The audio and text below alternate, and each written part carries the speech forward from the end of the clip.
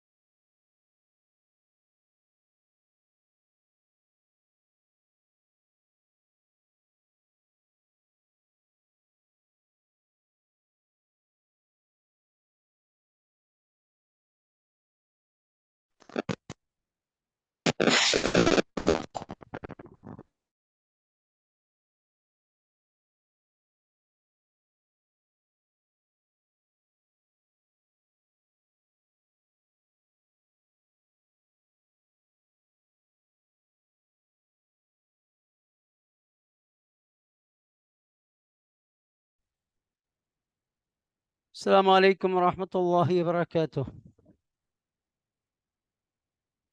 വലൈക്കും അസ്സലാം. അപ്പം നാം തജ്വീദ് റൂൾസ് ക്ലാസ്സിൻ്റെ രണ്ടാമത്തെ മീറ്റിങ്ങിലാണ് ഇപ്പോൾ ഉള്ളത്. നമ്മുടെ ഓൺലൈൻ മത്സരങ്ങളുടെ തേർഡ് റൗണ്ടിലും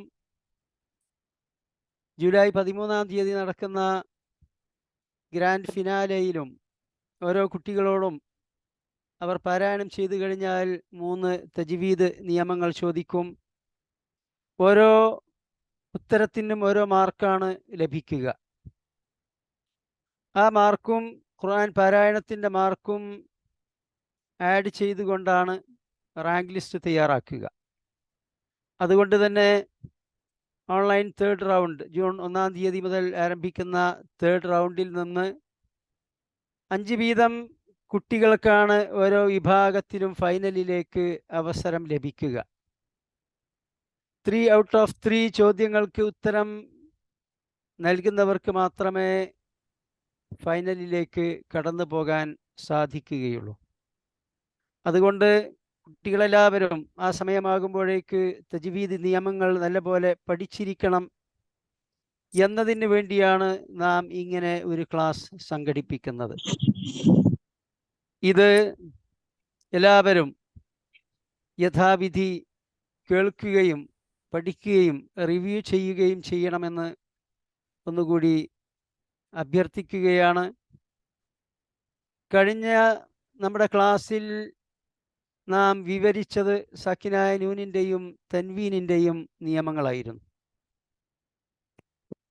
പരിശുദ്ധ ഖുർആൻ പാരായണത്തിന് അതിൻ്റെ ആ ഇമ്പം നൽകുന്നതിൽ, ആ രാഗം നൽകുന്നതിൽ മുഖ്യമായ പങ്ക് വഹിക്കുന്ന നിയമമാകുന്നു സാക്കിനായ നൂനിൻ്റെയും തൻവീനിൻ്റെയും സാക്കിനായ മീമിൻ്റെയും അതുപോലെ തന്നെ ഷദ്ദുള്ള നൂൻ മീം എന്നിവയുടെയും നിയമങ്ങൾ.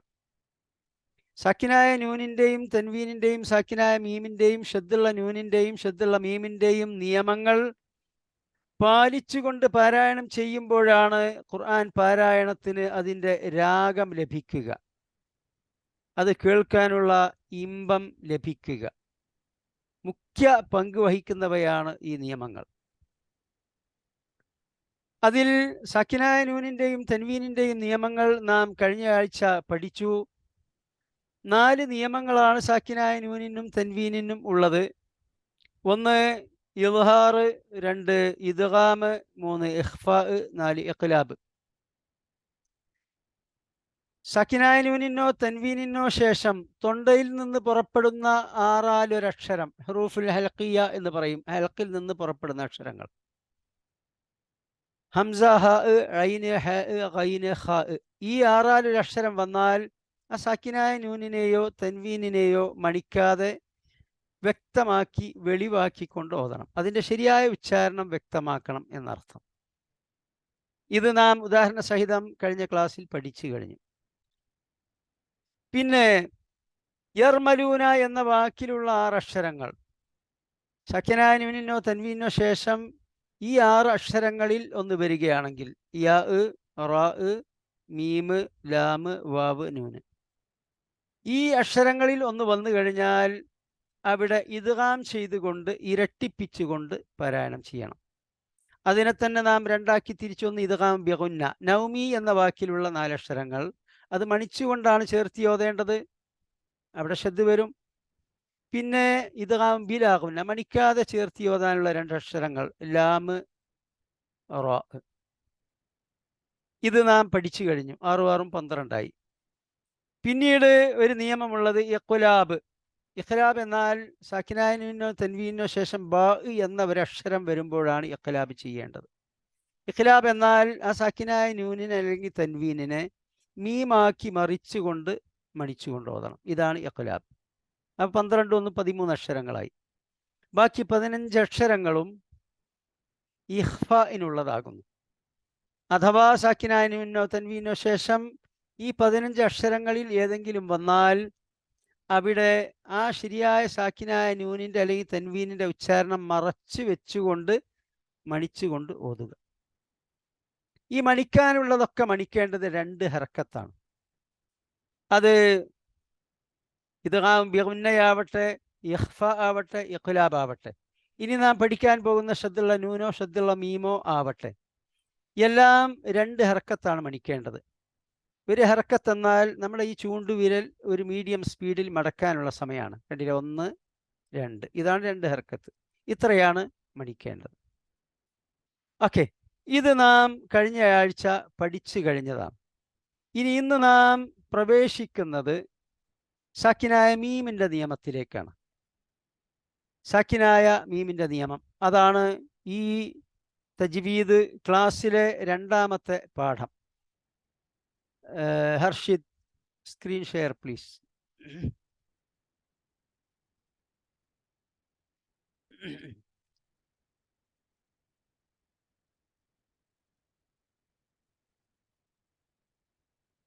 ഓക്കെ, അഹ്കാമുൽ മീമി സാക്കിന, സാക്കിനായ മീമിൻ്റെ നിയമങ്ങൾ.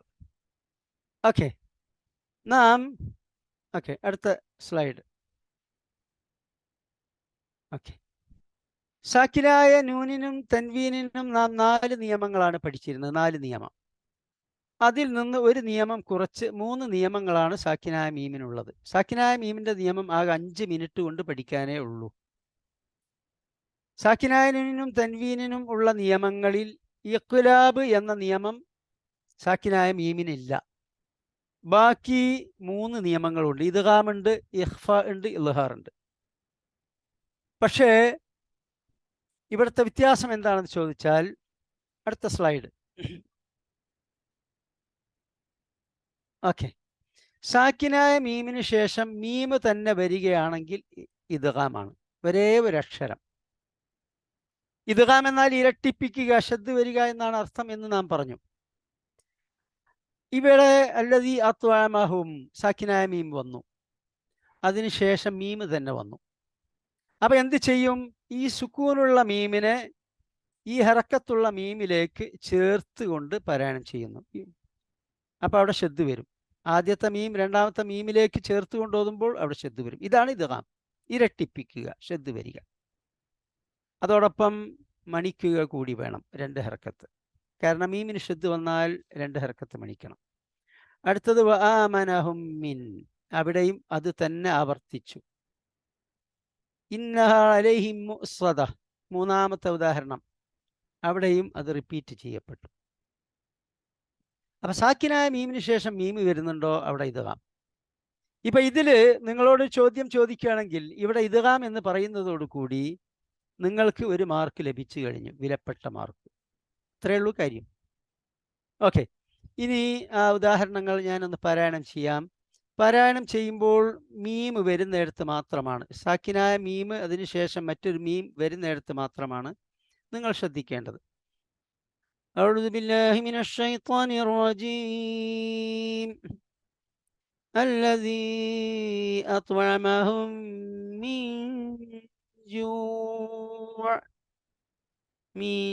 ജൂഇൻ വആമനഹും മിൻ ഖൗഫ്. ഇനി ആയത്ത് ഒരുമിച്ച് ഞാനൊന്ന് പാരായണം ചെയ്യാം. അല്ലദീ അത്വഅമഹും മിൻ ജൂഇൻ വആമനഹും മിൻ ഖൗഫ്. അടുത്ത ഉദാഹരണം, ഇന്നഹ അലൈഹിം മുഅ്സദ. ഇപ്പോൾ സാക്കിനായ മീമിൻ്റെ ഒരു നിയമം നമ്മൾ പഠിച്ചു കഴിഞ്ഞു. ഇനി അടുത്ത 2 നിയമങ്ങൾ. Okay, next. ഇനിയുള്ളത് ഇഖ്ഫ ആകുന്നു.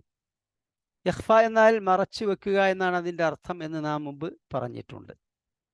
സാക്കിനായ മീമിന് ശേഷം ബാ വന്നാൽ അവിടെ ആ സാക്കിനായ മീമിൻ്റെ ശരിയായ ഉച്ചാരണം മറച്ചു വെച്ചുകൊണ്ട് 2 ഹർക്കത്ത് മണിച്ചു കൊണ്ടോതുക.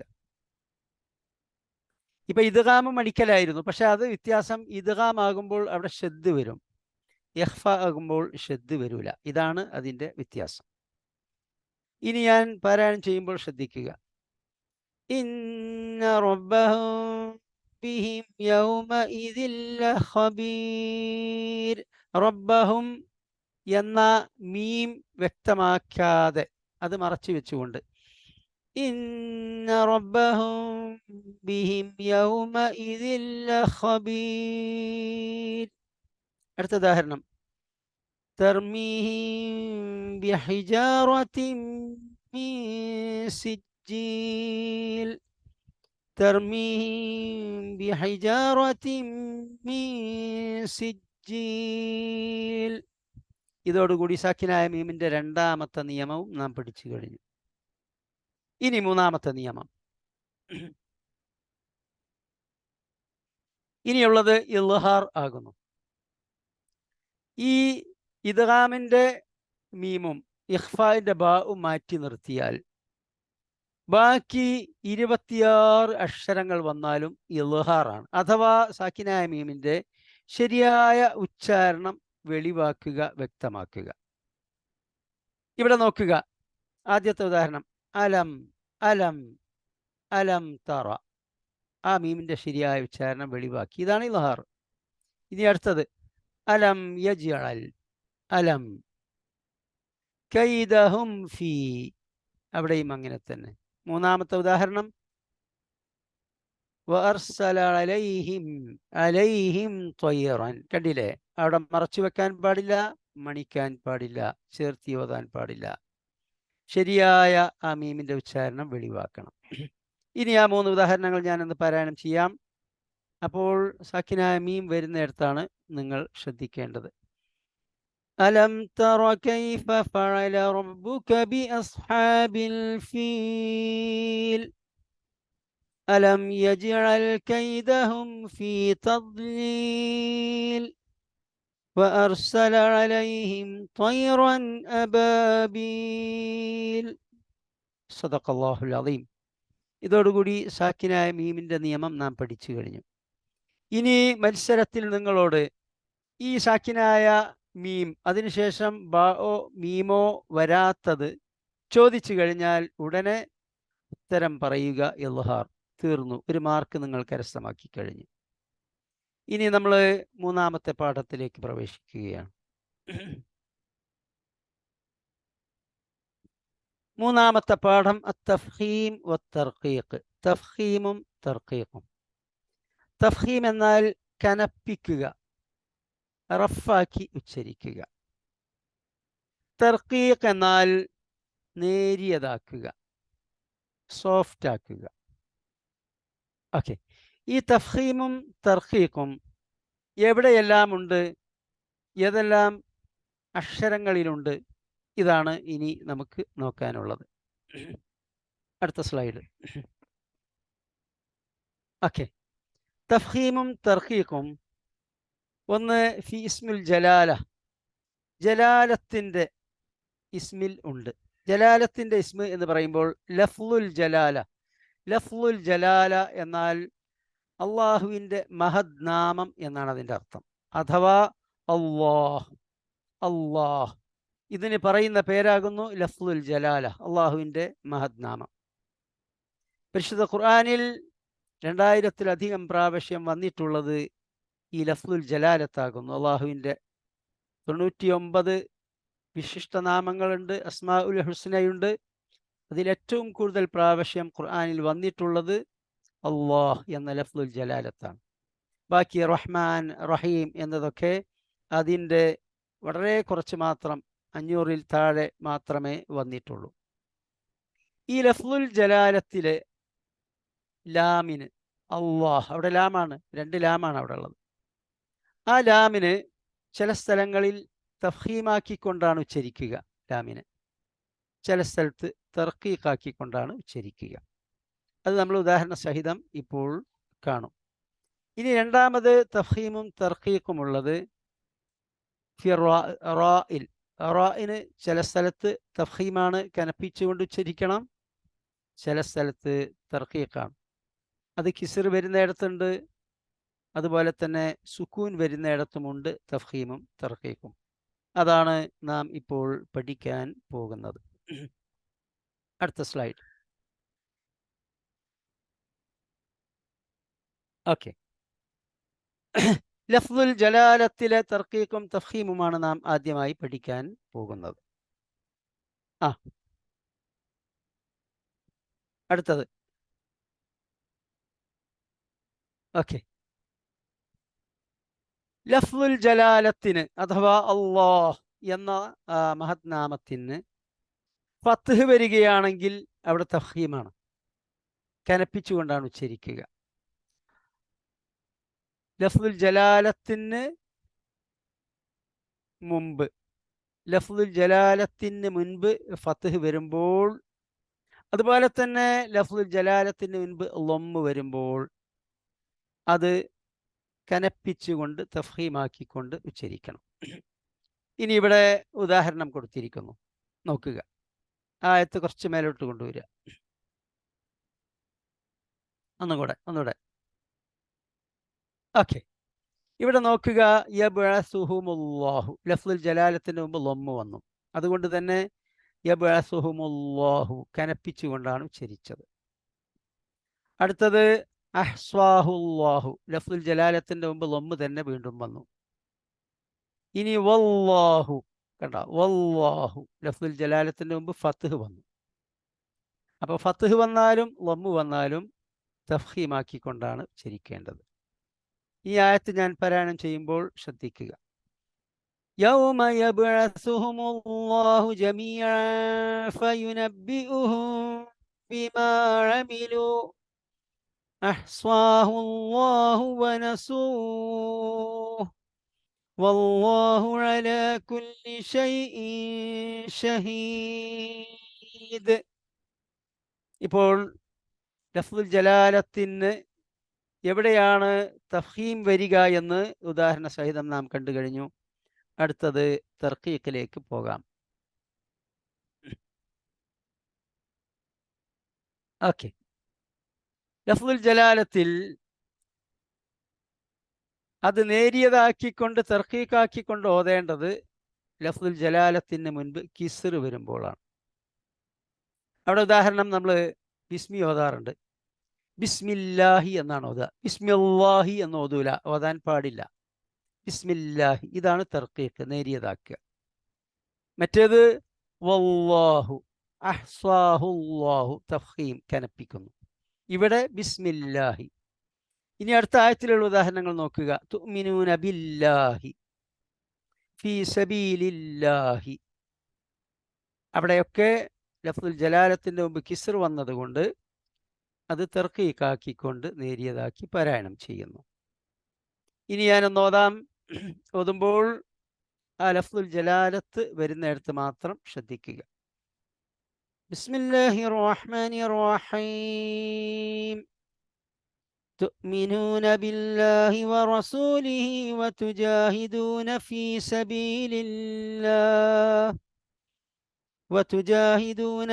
سبيل الله بأموالكم وأنفسكم ذلكم خير لكم إن كنتم تعلمون. സദഖല്ലാഹുൽ അദീം. ഇതോടുകൂടി ലഫ്ദുൽ ജലാലത്തിന്റെ നിയമവും നാം പഠിച്ചു കഴിഞ്ഞു. ഇനി നിങ്ങളുടെ പാരായണ മത്സരത്തിൽ നിങ്ങളോട് ലഫ്ദുൽ ജലാലത്തിന്റെ മുമ്പ് ലൊമ്മോ ഫത്ഹോ ഉള്ളത് ചോദിക്കുകയാണെങ്കിൽ ഒരു ആരോ വന്നിട്ടാണ് ചോദിക്കുക, അല്ലാതെ ചോദിക്കല്ല ചെയ്യുക. ഒരു ആരോ നിങ്ങൾ പാരായണം ചെയ്ത ആ ഭാഗം ഇങ്ങനെ ഡിസ്പ്ലേ ചെയ്യും, ഇങ്ങനെ സ്ക്രീൻ ഷെയർ ചെയ്യും. എന്നിട്ട് ഒരു ആരോ ഇങ്ങനെ കാണിക്കും. ഹർഷിദ് അവിടെ ജസ്റ്റ് ഒന്ന് പോയിന്റ് ചെയ്യുക. ഓക്കെ. ഞാൻ ഈ കർസർ മൂവ് ചെയ്യുന്നത് നിങ്ങൾ കാണുന്നുണ്ടോ? ഞാൻ കർസർ മൂവ് ചെയ്യുന്നുണ്ട്, കാണുന്നുണ്ടോ? ഇല്ലല്ലോ. ഹർഷിദ് കാണുന്നുണ്ടോ? ഇല്ല. ഹർഷിദ്? ഓക്കെ. ഇല്ല, കാണുന്നില്ല. ഓക്കെ. അതെന്തിനാണ്? ആ സ്ക്രീൻ ഷെയർ ചെയ്യൂ, കണ്ടിന്യൂ ചെയ്യൂ.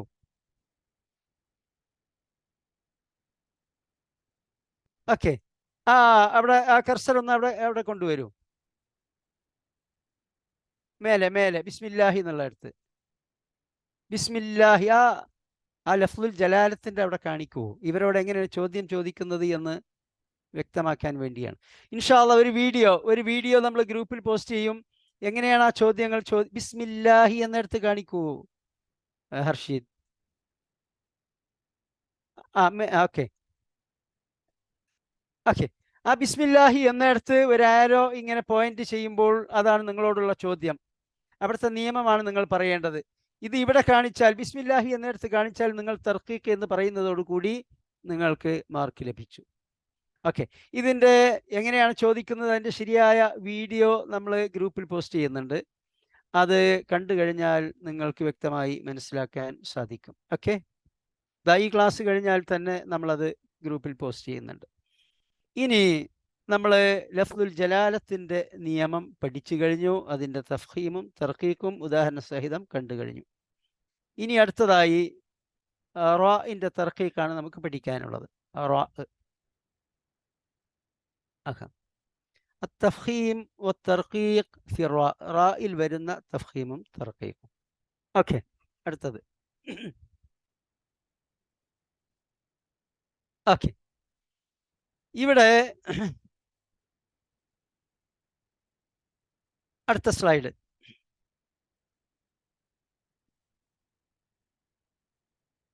ഓക്കെ. റായിന് കിസ്ർ വരുമ്പോൾ തർക്കീക്കാണ്. റായിന് കിസ്ർ വരുമ്പോൾ തർക്കീക്കാണ്. അതിൻ്റെ ഉദാഹരണമാണ് ഇവിടെ വന്നിട്ടുള്ളത്. الذي يوسوس في صدور الناس. صدوري റെഡ് കളറിൽ കൊടുത്ത റാ ശ്രദ്ധിക്കുക. الذي يوسوس في صدور الناس. അടുത്തത് رحلة الشتاء والصيف إيلافهم رحلة الشتاء والصيف. റായിന് കിസ്ർ വന്നാൽ അവിടെ തർക്കീഖ്. ഇനി റായിന് ഫത്ഹോ ലമ്മോ വരുമ്പോൾ അടുത്ത സ്ലൈഡ്. ഇല്ലല്ലോ, ഫത്ഹും ലമ്മും വരുന്ന എക്സാമ്പിൾ വന്നില്ലല്ലോ. ഒന്നുകൂടെ റിവേഴ്സിൽ പോയി നോക്കൂ. മേലെയാണ് ഉണ്ടാവുക. കിസ്റിൻ്റെ കൂടെയാണ് ഉണ്ടാവേണ്ടത്. അവിടെ വന്നില്ല. ഓക്കെ. ഞാനിപ്പോൾ ആയത്ത് സെൻഡ് ചെയ്താൽ അത് സ്ക്രീൻ ഷെയർ ചെയ്യാൻ കഴിയുമോ?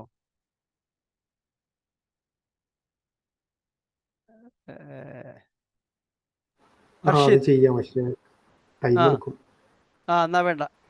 ഓക്കെ. എന്നാൽ ഇപ്പൊ സ്ക്രീൻ ഷെയർ ചെയ്യാതെ ഞാൻ പറയാം, നോക്കുക.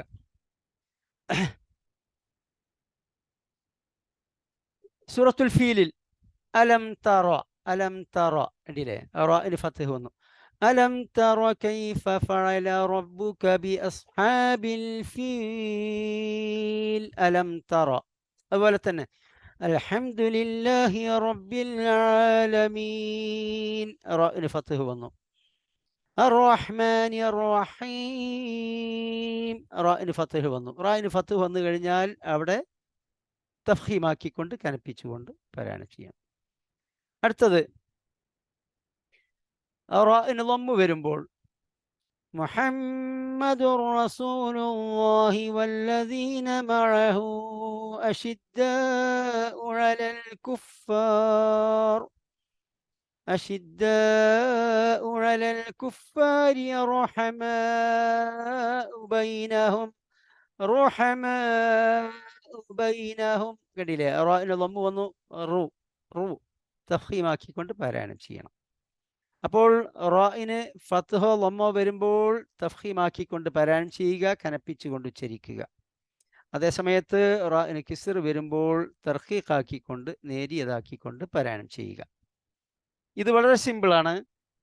ഇനി റാഇന് കിസ്ർ വരുമ്പോൾ ചില സന്ദർഭങ്ങളിൽ തർക്കീക്കാണ്, ചില സന്ദർഭങ്ങളിൽ തഫ്ഹീമാണ്. ഇനി അതാണ് നമുക്ക് പഠിക്കാനുള്ളത്. അടുത്ത സ്ലൈഡ്. ഓക്കെ. റാഇന് എത്ര സന്ദർഭങ്ങളിലാണ് തർക്കീഖ് വരിക? ആദ്യത്തെ സ്ലൈഡ് ഒന്നും കൂടെ കാണിക്കുക. 5, 7 എന്ന് കാണിക്കുന്നുണ്ട്. പോട്ടെ, ഇനിയും ഓക്കെ. 5 സന്ദർഭങ്ങളിലാണ് റാഇന് തർക്കീഖ് വരിക, റാഇനെ നേരിയതാക്കേണ്ടത്. അതിലൊന്ന് കിസ്ർ വരുമ്പോഴാണ്, അത് നമ്മൾ കണ്ടു കഴിഞ്ഞു. ഇനി സുക്കൂൻ വരുമ്പോഴാണ്. സുക്കൂൻ വരുമ്പോൾ ചിലയിടങ്ങളിൽ തഫ്ഹീമാണ്, ചിലയിടങ്ങളിൽ തർക്കീഖാണ്. 4 സന്ദർഭങ്ങളിൽ റാഇന് സുക്കൂൻ വരുമ്പോൾ തർക്കീഖാക്കിക്കൊണ്ട് പാരായണം ചെയ്യണം. അതിൻ്റെ ഉദാഹരണമാണ് നാം കാണാൻ പോകുന്നത്.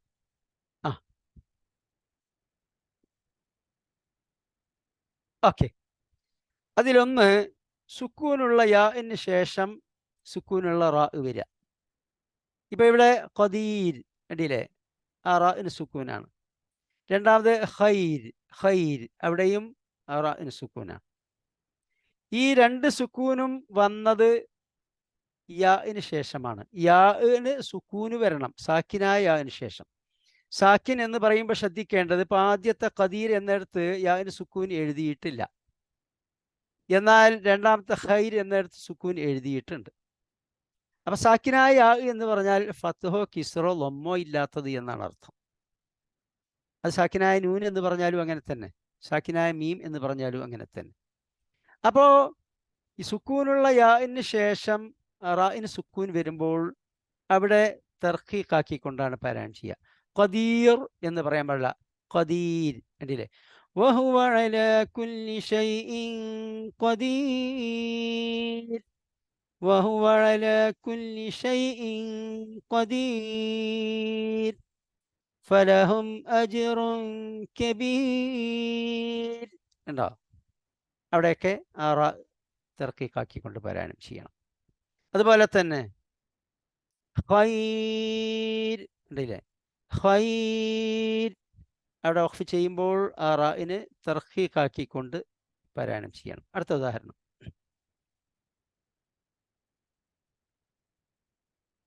ഓക്കെ.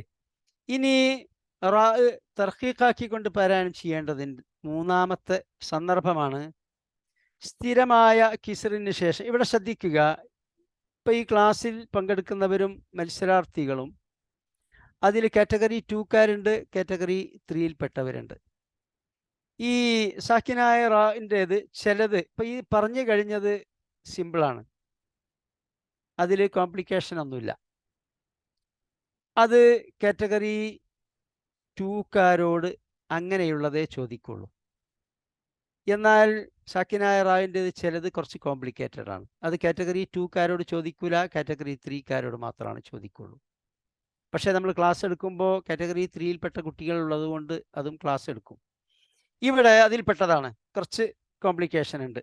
സ്ഥിരമായ കെസറിന് ശേഷം റാഇന് സുക്കൂൻ വന്നു, അതിനുശേഷം മറ്റൊരു പദത്തിൻ്റെ തുടക്കത്തിൽ ഇസ്തിഅലാൻ്റെ അക്ഷരം വന്നു. ഇസ്തിഅലാൻ്റെ അക്ഷരം എന്ന് പറയുമ്പോൾ 7 അക്ഷരങ്ങളുണ്ട്. ഗൈന്, ഖ, ഖാഫ്, ത്വാ, ളാ, സ്വാദ്, ദ്വാദ്, ഈ 7 അക്ഷരങ്ങൾ. ഈ 7 അക്ഷരങ്ങൾ മറ്റൊരു വാക്കിൻ്റെ തുടക്കത്തിൽ വരിക സാക്കിനായ റാവിന് ശേഷം. മനസ്സിലായില്ലേ? അതോടൊപ്പം സാക്കിനായ റാഇൻ്റെ മുമ്പ് സ്ഥിരമായ കിസ്റായിരിക്കണം. ഇവിടെ ഫസ്ബിർ സ്ഥിരമായ കിസ്റാണ്, താൽക്കാലികമായി വന്നതല്ല. ഇനി താൽക്കാലികമായി വരുന്നത് പിന്നീട് വരുന്നുണ്ട്, അപ്പം മനസ്സിലാവും. അപ്പോൾ സ്ഥിരമായ കിസ്റിന് ശേഷം റാഇന് സുക്കൂൻ വരികയും മറ്റൊരു വാക്കിൻ്റെ തുടക്കത്തിൽ ഇസ്തിഅലാൻ്റെ അക്ഷരം വരികയും ചെയ്യുമ്പോൾ അവിടെ തർക്കീഖാണ്. ഇവിടെ അതാണ്. വഅൻദിർ ഖൗമക മിൻ ഖബ്ലി അൻ യഅതിയഹും അദാബുൻ അലീം. അടുത്തത് ഫസ്ബിർ. കണ്ടില്ല, ആ റാ ഉച്ചരിക്കുന്നത് സോഫ്റ്റ് ആയിരിക്കണം. ഫസ്ബിർ സ്വബ്റൻ ജമീല, ഫസ്ബിർ സ്വബ്റൻ ജമീല. ഇത് കാറ്റഗറി 2 വിഭാഗത്തോട് ചോദിക്കൂല. ഓക്കെ. അടുത്തത് ഇപ്പൊ 3 തർക്കീഖ് വരുന്നത് നമ്മൾ കണ്ടു കഴിഞ്ഞു. നാലാമത്തേത് കിസ്റുള്ള അക്ഷരത്തിന് ശേഷം റാഇന് സുക്കൂൻ വന്നു. ഓക്കെ.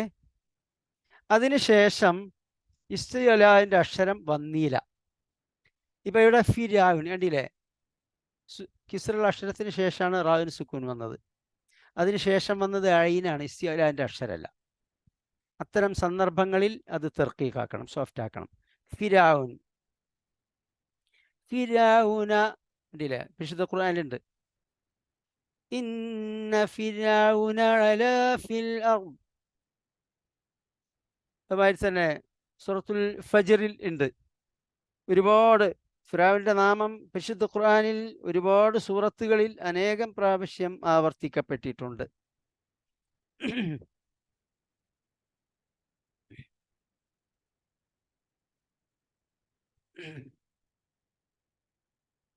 സൂറത്തുൽ ഫജ്റിൽ വഫിറഔന ദിൽ ഔതാദ്, വഫിറഔന ദിൽ ഔതാദ്, ഫിറഔൻ അവിടെ സോഫ്റ്റ് ആക്കിക്കൊണ്ട് ഉച്ചരിക്കണം. അതുപോലെ തന്നെ മിരിയ, മിരിയ അവിടെ ആ റാ സോഫ്റ്റ് ആക്കിക്കൊണ്ടാണ് ഉച്ചരിക്കേണ്ടത്. അടുത്തത് അഞ്ചാമത്തേത്, അവസാനത്തേത്. റാന് തർക്കീക്ക് വരുന്ന അവസാനത്തെ സന്ദർഭമാണ് കിസ്റുള്ള അക്ഷരത്തിന് ശേഷം യാ അല്ലാത്ത സുക്കൂനുള്ള ഒരു അക്ഷരം വന്നു, അതിനുശേഷം റാവിന് സുക്കൂൻ വരിക. ഇപ്പൊ ഇവിടെ ഹിജിർ, ഹിജിർ കണ്ടില്ലേ, അവിടെ സാക്കിനായ റാവിന് ശേഷം സുക്കൂനുള്ള റാവിന് മുമ്പ് യാ അല്ലാത്ത അക്ഷരത്തിന് സുക്കൂൻ വന്നു. യാനാണ് സുക്കൂൻ വരുന്നതെങ്കിൽ അവിടെ തർക്കീക്കാണ്, അത് നമ്മൾ പഠിച്ചു കഴിഞ്ഞു. അതിൽപ്പെട്ടതാണ് നമ്മൾ വഹു അലാ കുല്ലി ഷൈഇൻ ഖദീർ എന്നൊക്കെ പഠിച്ചത്. അത് തർക്കീക്കാണ്. എന്നാൽ യാ അല്ലാത്തൊരു അക്ഷരത്തിന് സുക്കൂൻ വന്നു. ഇപ്പോൾ ഇവിടെ ജീമിന് വന്നു ഹിജിർ. അതുമാതിരി തന്നെ സിഹിൽ രണ്ടാമത്തേത്. അതോടൊപ്പം അതിന് മുമ്പുള്ള അക്ഷരത്തിന് കിസ്റും ആകണം. അപ്പോൾ അവിടെ തർക്കീക്കാണ്. ഹൽ ഫീ ദാലിക ഖസമുൻ ലിദീ ഹിജ്ർ, സൂറത്തുൽ ഫജ്റിൽ കാണാം. ഹൽ ഫീ ദാലിക ഖസമുൻ ലിദീ ഹിജ്ർ, ഹിജ്ർ അവിടെ റാഇന് തർക്കീക്കാണ്. അതുപോലെ തന്നെ സിഹിർ, സിഹിർ വിശുദ്ധ ഖുർആനിൽ വന്നിട്ടുണ്ട്. ഇതും സാക്കിനായ റാവിൻ്റെ മുമ്പ് യാ അല്ലാത്ത അക്ഷരത്തിന് സുക്കൂൻ വന്നു, അതിൻ്റെ മുൻപ് ഉള്ള അക്ഷരത്തിന് കിസ്ർ വന്നു. അതുകൊണ്ട് അവിടെ തർക്കീക്കാക്കിക്കൊണ്ടാണ് പാരായണം ചെയ്യുക. അപ്പോൾ റാഇന് തർക്കീക്ക് വരുന്ന 5 സന്ദർഭങ്ങളും നാം കണ്ടു കഴിഞ്ഞു. ഇതിൽ ഈ കോംപ്ലിക്കേറ്റഡ് ഇഷ്യൂസ് കാറ്റഗറി 2കാരോട് ചോദിക്കൂല. അവരോട് റാഇന് ഫത്ഹ് വമ്മ് വരുന്നത് ചോദിക്കും, കിസ്ർ വരുന്നത് ചോദിക്കും, സാക്കിനായ യാന് ശേഷം സാക്കിനായ റാവ് വരുന്നത് ചോദിക്കും. ഇങ്ങനെയൊക്കെയുള്ള കേസുകൾ മാത്രമേ ചോദിക്കൂ. പക്ഷേ കാറ്റഗറി 3യിൽപ്പെട്ട കുട്ടികളോട് എല്ലാം ചോദിക്കും, ഏതും ചോദിക്കും. കാരണം അവർ 14 വയസ്സ് മുതൽ 17 വയസ്സ് വരെയുള്ള കുട്ടികളാണ്. അവർ ഈ നിയമങ്ങളൊക്കെ പഠിച്ച് കഴിയേണ്ടതാണ്. കഴിഞ്ഞിട്ടുണ്ടാകും ഇൻഷാ അല്ലാഹ്. അഥവാ ഇതുവരെ അത് അത്രത്തോളം പഠിച്ചിട്ടില്ലെങ്കിൽ ഈ അവസരം ഉപയോഗപ്പെടുത്തിക്കൊണ്ട് അത് പഠിക്കാം. ഇനി റാഇന് തഫ്ഹീം വരുന്ന സന്ദർഭം ഒന്ന് കാണിക്കൂ.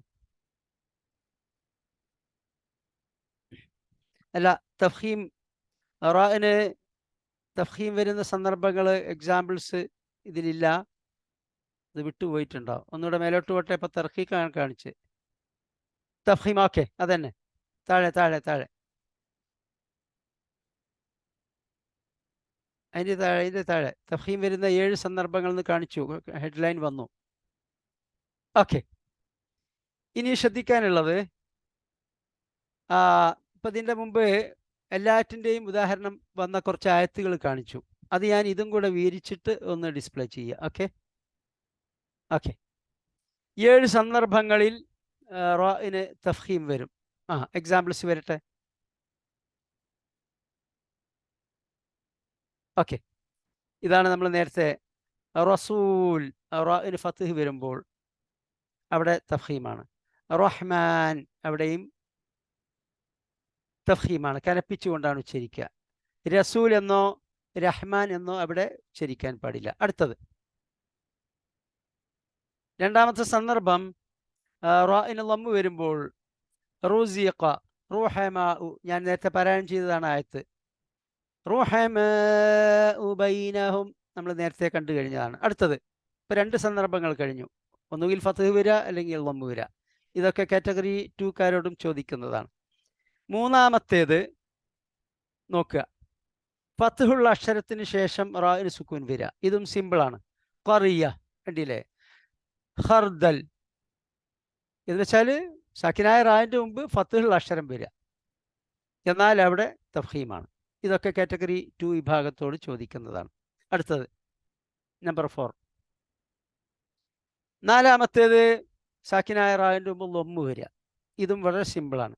ഖുർആൻ ബൽ ഹുവ ഖുർആനും മജീദ് കണ്ടില്ലേ? ഫീ ഉർജൂനിൽ ഖദീം സൂറത്ത് യാസീനിൽ കാണാം ഉർജൂൻ.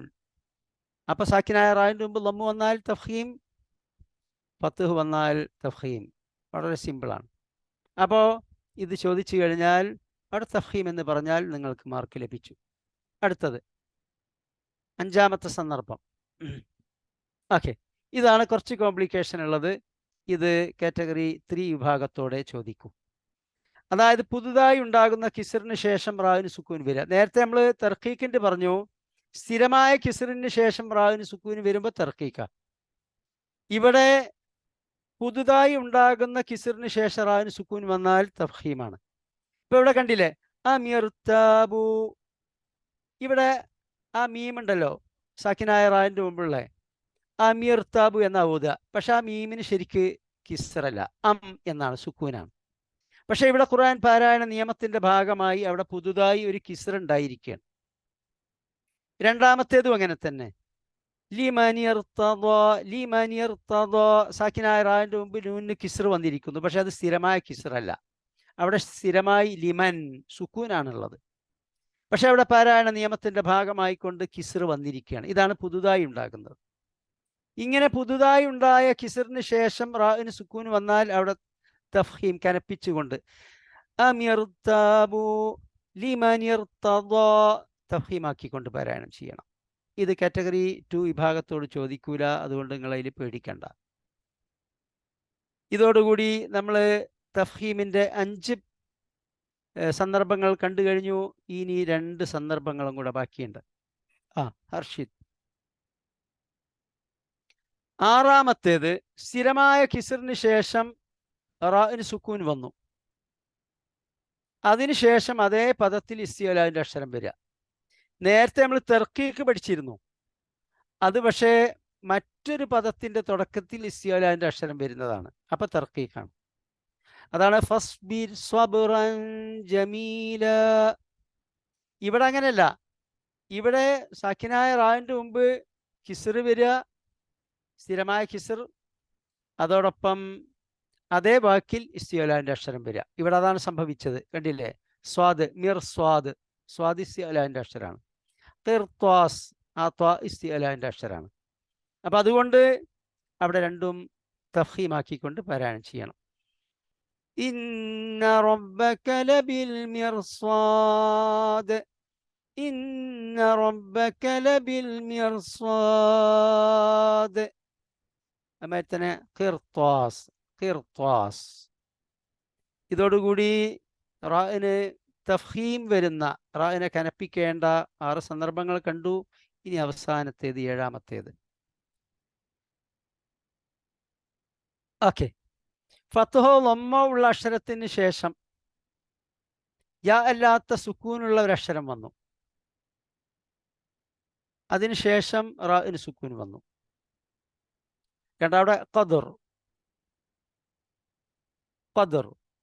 അവിടെ സാക്കിനായ റായിൻ്റെ മുമ്പ് യാ അല്ലാത്ത അക്ഷരത്തിന് സുക്കൂൻ വന്നു, ദാലിന് സുക്കൂൻ വന്നു. അതിൻ്റെ മുമ്പ് ഫത്തഹാണ്. അപ്പോൾ ഖദർ. ഇന്നാ അൻസൽനാഹു ഫീ ലൈലത്തിൽ ഖദർ വമാ അദ്റാക മാ ലൈലത്തുൽ ഖദർ. കണ്ടോ? ഇനി ഖുസ്ർ, ഖുസ്ർ. അവിടെയും അതാണ്. സാക്കിനായ റായിൻ്റെ മുമ്പ് യാ അല്ലാത്ത അക്ഷരത്തിന് സുക്കൂൻ വന്നു, സീനാണ് സുക്കൂൻ വന്നത്. അതിൻ്റെ മുമ്പ് ലൊമ്മ് വന്നു. അപ്പൊ ഫതഹായാലും ലൊമ്മായാലും അവിടെ തഫ്ഹീം. ഇന്നൽ ഇൻസാന ലഫീ ഖുസ്ർ, ഇന്നൽ ഇൻസാന ലഫീ ഖുസ്ർ. ഓക്കെ, ഇതോടുകൂടി നമ്മൾ തഫ്ഹീം തർക്കീഖ് എന്ന പാഠം പഠിച്ചു കഴിഞ്ഞു. തഫ്ഹീമും തർക്കീഖും ലഫ്ലുൽ ജലാലത്തിലെ ലാമിനുണ്ട്, അത് നമ്മൾ പഠിച്ചു കഴിഞ്ഞു. അതുപോലെ തന്നെ റാഇനും തഫ്ഹീമും തർക്കീഖും ഉണ്ട്. റാഇന് 5 സന്ദർഭങ്ങളിൽ തർക്കീഖാണെങ്കിൽ 7 സന്ദർഭങ്ങളിൽ തഫ്ഹീമാകുന്നു. ഇതെല്ലാം ഉദാഹരണ സഹിതം നാം കണ്ടു കഴിഞ്ഞു. ഇനി ഇതെല്ലാം ആവർത്തിച്ച് വരുന്ന ഒരു ഉദാഹരണം, ഒരു ആയത്ത് ഞാൻ പാരായണം ചെയ്യുകയാണ്. അതോടുകൂടി ഇന്നത്തെ നമ്മുടെ ക്ലാസ് അവസാനിക്കും. 45 മിനിറ്റ് സമയമാണ് നമ്മുടെ ക്ലാസ്സിനുള്ളത്. ഹർഷിദ്, നേരത്തെ നമ്മൾ കാണിച്ച ആയത്ത് റിപ്പീറ്റ് ചെയ്യുക. താഴോട്ട് വരിക, താഴോട്ട് വരിക. ഏതാനും ആയത്തുകൾ ഒരുമിച്ചുണ്ട്. ഇത് തന്നെ. ഇവിടെ നോക്കുക. ഇവിടെ ഇപ്പം നമ്മൾ പഠിച്ച റാഇൻ്റെ തഫ്ഹീമും തർക്കീക്കും മാറി മാറി വരുന്നുണ്ട്. അവിടെ മുദ്ദസ്സിർ, അവിടെ തർക്കീക്കാണ്. കാരണം സാക്കിനായ റാഇൻ്റെ മുമ്പ് കിസ്ർ വന്നു, അതിന് ശേഷം ഇസ്തിഅലാൻ്റെ അക്ഷരം വന്നില്ല. ഫഅൻസിർ രണ്ടാമത്തെ ആയത്തും അങ്ങനെ തന്നെ. ഫകബ്ബിർ മൂന്നും അങ്ങനെ തന്നെ. ഫതഹിർ അതും അങ്ങനെ തന്നെ. എന്നാൽ 5-ാമത്തെ ആയത്തിൽ വകുപ്പ് മാറി. അവിടെ ഫഹ്ജുർ, സാക്കിനായ റാഇൻ്റെ മുമ്പ് ലമ്മാണ് വന്നത്, അപ്പോൾ അവിടെ തഫ്ഹീമാണ്. അതേസമയത്ത് 6-ാമത്തെ തസ്തക്സിർ, വീണ്ടും തർക്കീക്ക് വന്നു. ഫസ്ബിർ 7-ാമത്തേതും തർക്കീക്ക്. എന്നാൽ 8-ാമത്തേത് ഫിന്നാഖൂർ, സാക്കിനായ റാഇൻ്റെ മുമ്പ് ലമ്മ് വന്നു, അവിടെ തഫ്ഹീം. 9-ാമത്തേത് വീണ്ടും തർക്കീക്ക്. 10-ാമത്തേത് അവിടെ കാഫിരീന, റാഇന് കിസ്ർ വന്നു തർക്കീക്ക്. യസീർ, സാക്കിനായതിന് ശേഷം സാക്കിനായ റാ വന്നു, അവിടെയും തർക്കീക്ക്. ഓക്കെ, അതിന് പുറമെ അതിൻ്റെ അടിയിൽ റാഇന് ഫത്ഹ് വന്നതുണ്ട്. വറബ്ബക കണ്ടില്ലേ. വറുജ്സ റാഇന് ലമ്മ് വന്നിട്ടുണ്ട്. അപ്പം നമ്മൾ പഠിച്ച എല്ലാ നിയമങ്ങളും ഫഇദാ നുഖിറ കണ്ടില്ലേ. ഇവിടെ റാഇന് തഫ്ഹീമും തർക്കീക്കും വരുന്നത് മാറി മാറി വരുന്നുണ്ട്. ഇനി ഞാൻ ഈ ആയത്തുകൾ പാരായണം ചെയ്യുന്നതോടുകൂടി നമ്മുടെ ഇന്നത്തെ ക്ലാസ് അവസാനിക്കും. നോക്കുക. أعوذ بالله من الشيطان الرجيم. يا أيها المدثر قم فأنذر وربك فكبر وثيابك فطهر والرجز فاهجر ولا تمنن تستكثر ولربك فاصبر فإذا نقر في الناقور فذلك يومئذ يوم عسير على الكافرين غير يسير صدق الله العظيم. റെഡ് അടയാളം കൊടുത്തതൊക്കെ തന്നെ തർക്കീക്ക് വരുന്നതാണ്.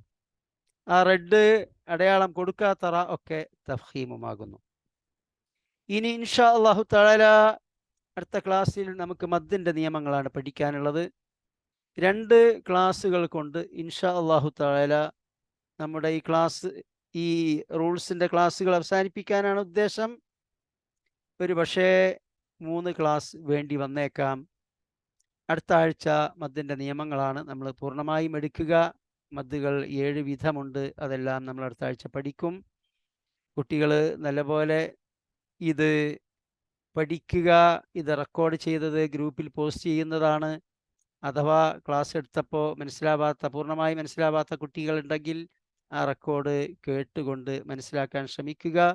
അല്ലാഹു സുബ്ഹാനഹു വ തആല പരിശുദ്ധ ഖുർആൻ അതിൻ്റെ പാരായണ നിയമങ്ങളോടുകൂടി പഠിക്കാനും മനോഹരമായി പാരായണം ചെയ്തുകൊണ്ട് അതിൻ്റെ പുണ്യം കരസ്ഥമാക്കാനും നമുക്കൊക്കെ തൗഫീഖ് നൽകി അനുഗ്രഹിക്കുമാറാകട്ടെ. സുബ്ഹാനക അല്ലാഹുമ്മ വബിഹംദിക അഷ്ഹദു അൻ ലാ ഇലാഹ ഇല്ലാ അൻത അസ്തഗ്ഫിറുക വഅതൂബു ഇലൈക്. വസല്ലല്ലാഹു തആല വസല്ലമ അലാ ഖൈരി ഖൽഖിഹി നബിയിൽ ഉമ്മി വഅലാ ആലിഹി വസഹ്ബിഹി വസല്ലം. അസ്സലാമു അലൈക്കും വറഹ്മത്തുള്ളാഹി വബറകാതുഹു.